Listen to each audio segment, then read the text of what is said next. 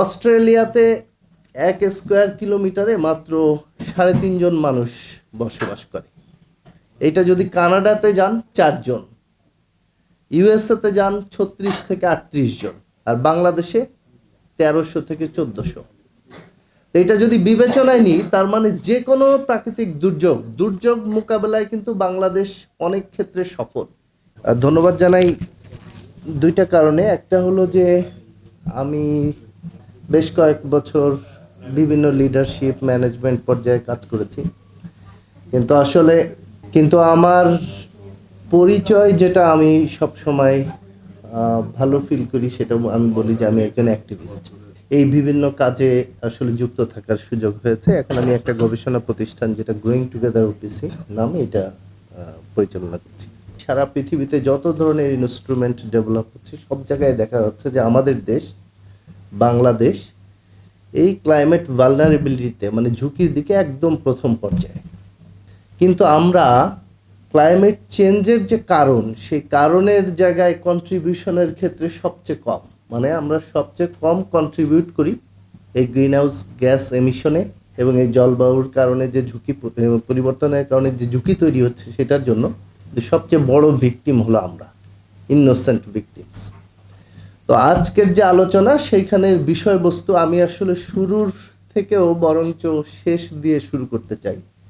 বাংলাদেশের ভিতরে আমরা সকল আলোচনা করছি, সেটা যেমন সত্যি, একই সাথে আমাদেরকে আসলে ব্র্যান্ড এবং বায়ার যারা, তাদেরকেও এইটা বোঝাতে হবে যে আমরা তো এইটার ইনোসেন্ট ভিকটিমস, এবং সেইটার জন্য যত ধরনের ঘাত প্রতিঘাত এবং প্রভাব, সেই জায়গায় অবশ্যই তোমাদেরকে একটা বড় কন্ট্রিবিউশন করতে হবে।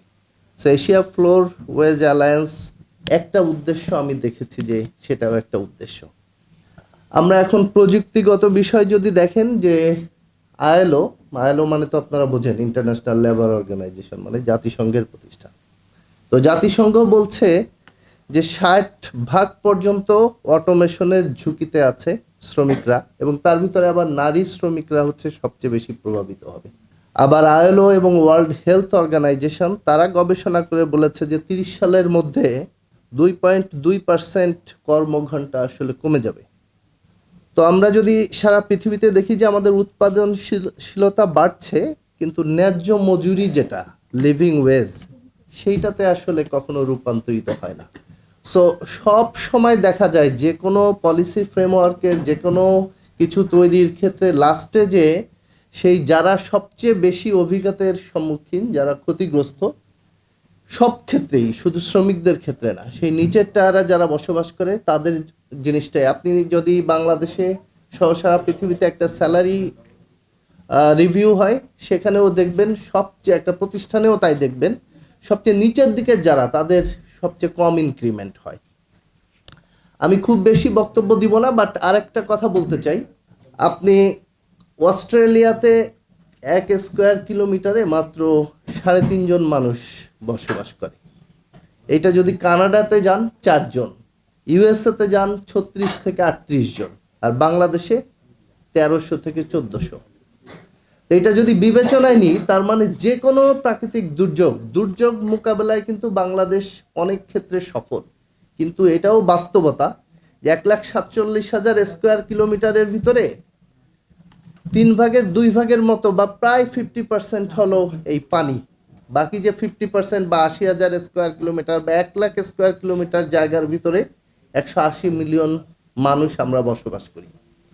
তো যে কোনো ধরনের প্রাকৃতিক দুর্যোগ, জলবায়ু পরিবর্তন, এইটার যে ঘাত এবং প্রতিঘাত, সেইটার যে প্রভাব, সেটা বাংলাদেশের ক্ষেত্রে আরও বেশি ইন্টেন্সিফাই হয়, এবং সেটা 3 গুণেরও বেশি।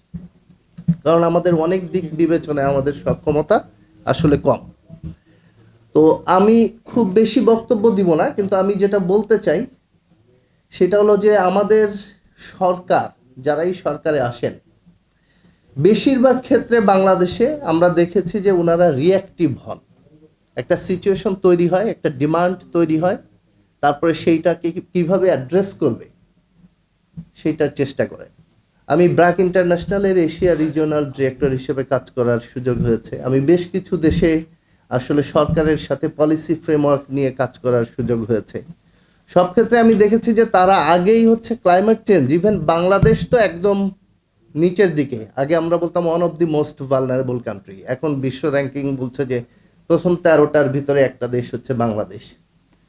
কিন্তু দুর্ভাগ্যবশত আমাদের যেটা হয়েছে, আমরা Bangladesh climate change strategy and action plan তৈরি করেছি গত আমলে, 2009-10 দিকে তৈরি হয়েছে, কিন্তু কোনো জায়গায় শ্রমিকরা যে আলাদা একটা স্টেক হোল্ডার, কারণ এই বিষয়টা আসলে ফ্যাক্টরির মধ্যে জলবায়ুর প্রতিঘাত কিভাবে হচ্ছে এটা খুব বেশি ভিজিবল না।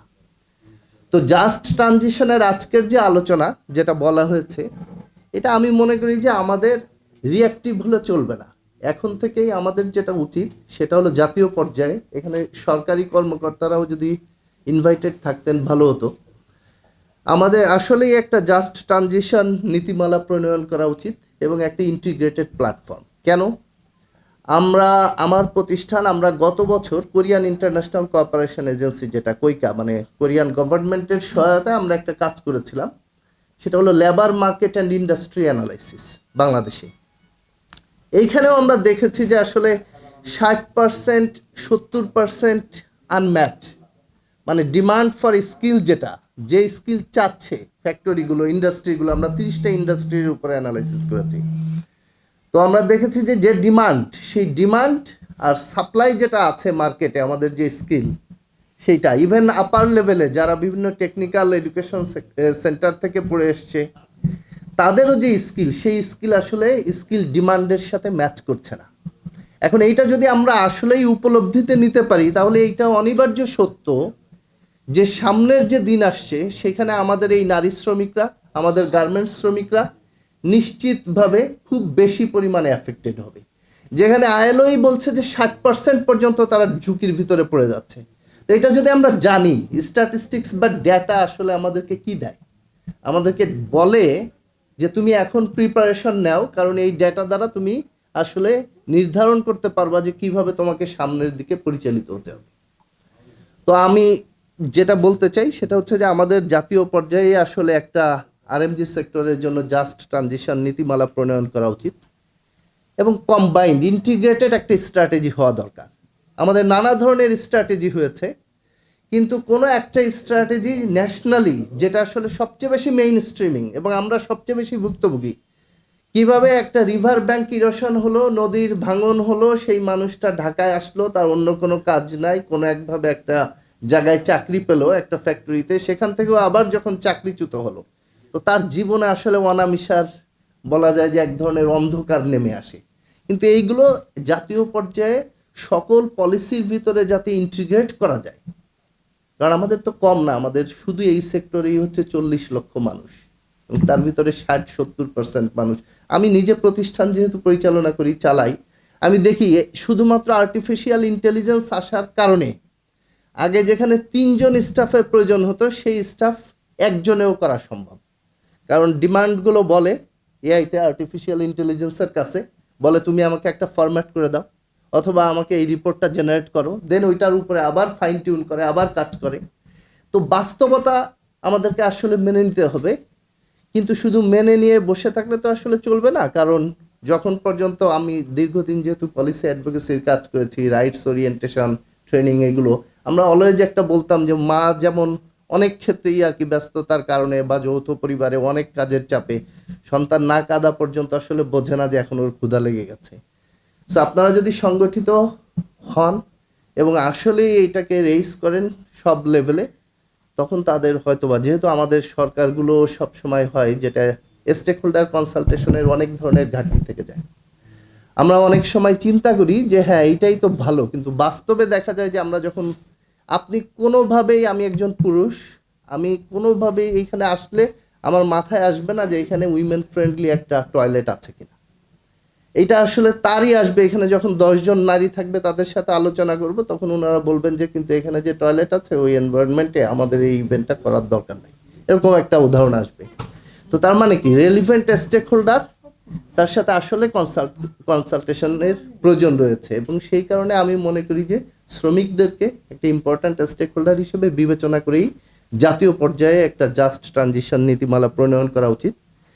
এশিয়া ফর ওয়েজ অ্যালায়েন্স, ওনাদের জন্য, ওনারা তো আছেন, ওনাদের জন্য আমি বলবো যে আপনাদের জন্য আসলে একটা স্ট্র্যাটেজির দরকার যে আগামী কারণ আমি তো নিজেও ডেভেলপমেন্ট সেক্টরে দীর্ঘদিন চাকরি করেছি।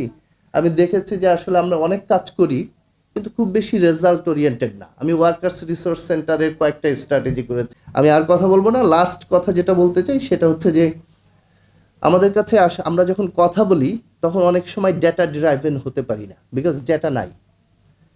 কতজন শ্রমিক আপনারা আজকে এইখানে দেখেন, আজকে খুব সুন্দর একটা কনসেপ্ট পেপার তৈরি করেছে, আমি এশিয়া ফর ওয়েজ অ্যালায়েন্সকে ধন্যবাদ জানাই।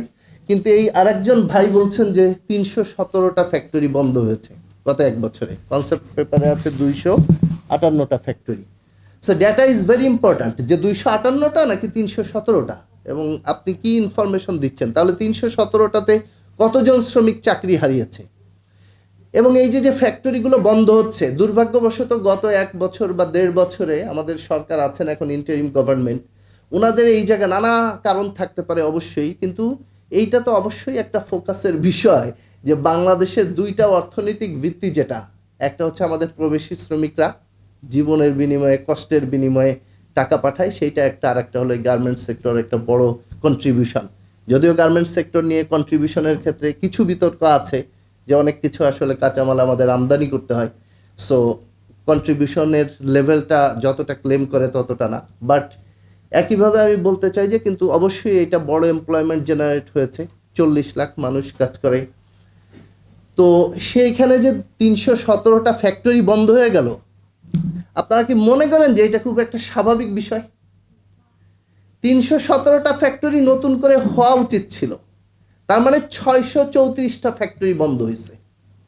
317টা ফ্যাক্টরি বন্ধ হওয়া মানে হলো আসলে আপনার আরও 317টা তৈরি হওয়ার কথা ছিল, সেখানে বন্ধ হয়েছে 317টা।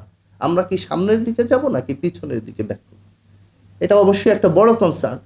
আপনি দেখেন সরকারের কোন কর্মকর্তা, সরকারের কোন মন্ত্রী, কোন উপদেষ্টা, কার মাথায় এই চিন্তা আছে যে আসলে 317টা ফ্যাক্টরি মানে কতজন শ্রমিক মানে তার 4জন বা 5জন দিয়ে যদি গুণ দেওয়া হয় তাহলে কতজন মানুষ, কারণ পরিবারে 4 বা 5জন মানুষ, কতজন মানুষ, তাহলে সেটা যদি হয় 5 লাখ, তাহলে 5 লাখ মানুষ, শুধু একটা সেক্টরের একটা পয়েন্টের কথা বলছি, 5 লাখ মানুষ আগামীকাল সকালে কি খাবে সেইটা তার কোনো আয়ের উৎস নাই, কিন্তু আমি বাহাদুর বসে আছি। আমার মনে হয় যে আমি আর কঠিন কথায় যাব না, যেটা বলতে চাই আপনাদেরকে যে আপনারা এটাও একটা উদ্যোগ নেন যে ডেটা জেনারেট করা এবং ডেটা ম্যানেজমেন্ট, ইনফরমেশন সেটা কম্বাইন্ড হতে পারে, সরকারের সাথে হতে পারে, পাবলিক প্রাইভেট পার্টনারশিপ মডালিটিতে হতে পারে, কিন্তু দিস ইজ ভেরি ইম্পর্ট্যান্ট যে আপনি ফোকাসড ডিজাইন প্রোগ্রাম নিতে গেলে, ইমপ্লিমেন্টেশনে যেতে গেলে আপনাকে আসলে ডেটা আসলেই পেতে হবে। সো একটা ডেটা সেন্টারও এস্টাবলিশ করা যেতে পারে।